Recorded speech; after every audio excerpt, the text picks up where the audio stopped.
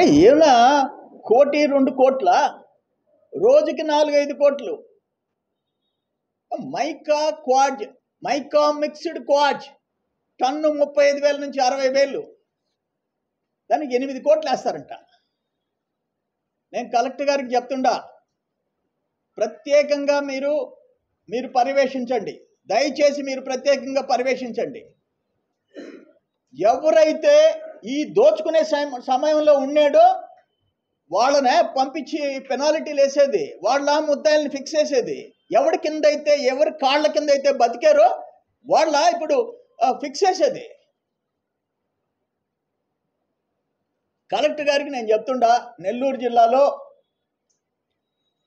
నేను చంద్రబాబు నాయుడు గారి దగ్గర కూర్చొని విజిలెన్స్ ఎంక్వైరీ చేయించా.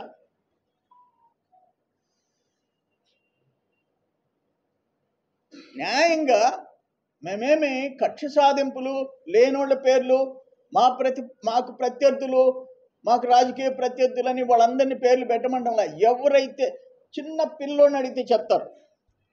ఇరువురు ఇసుక, సూరాయపాళెం ఇసుక ఎందుకయ్యారు? సూరాయపాళెం బహిరంగంగా ఎత్తారు. సూరాయపాళెం బహిరంగంగా, దానికి పెనాల్టీ వేయరా?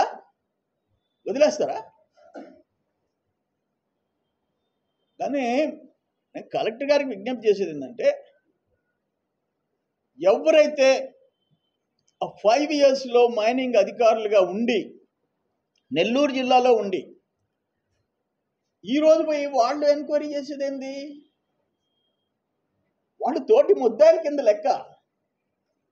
కానీ వాళ్ళని కాకుండా వేరే టీంని పెట్టి న్యాయంగా ఎవడైతే దోచుకున్నాడో, ఎవడైతే దోషులో వాళ్ళ పేర్లు పెట్టించండి. క్వాంటిటీలో కూడా రాజీ పడబాకండి. క్వాంటిటీ వాళ్ళు ఏదో పోయి 4 టేబుల్ ఇటు పెట్టుకొని కాదు. గూగుల్ మ్యాప్స్ తీసుకోండి, తాట తీయండి. నేను సిలికాలో గూగుల్ మ్యాప్స్ తీయించా. ఆ ఇల్లీగల్ యార్డుల నుంచి ఎన్ని లక్షల టన్నులు వచ్చేటట్టుగా గూగుల్ మ్యాప్స్ తీయించా. మొత్తం కట్ట పంపించా పార్టీకి. సిలికా మొత్తం ఎక్కడ టెంపుల్ ల్యాండ్, ఎక్కడ ఫారెస్ట్ ల్యాండ్, ఎక్కడ అటవీ పొరంబోకు, ఏది లీగల్ ఏది ఇల్లీగల్ మొత్తం పంపించా. ఈరోజు ఎంక్వైరీ దాని మీద బేస్ చేసుకుని చేస్తున్నాం అన్నారు. సంతోషం.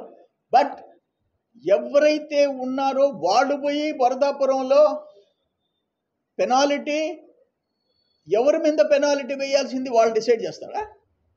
ఎవడైతే నేను సత్యాగ్రహం కూర్చోంటే కదలకుండా కూర్చొని ఒక ట్రక్ ఆఫ్ బ్లాస్టింగ్ మెటీరియల్ ఉంటే పట్టుకోకుండా 30-40 డంపర్లలో మెటీరియల్ పోతుంటే గమ్ము కూర్చొని అయిపోయిన తర్వాత కూడా కేసు పెట్టకుండా ఇప్పుడు పోయి 8 కోట్లు వేసి వస్తాడా? ఎవడి మీద ఎవడి మీద పెడతాడా? ఇవన్నీ కలెక్టర్ గారికి నేను విజ్ఞప్తి చేస్తుండా.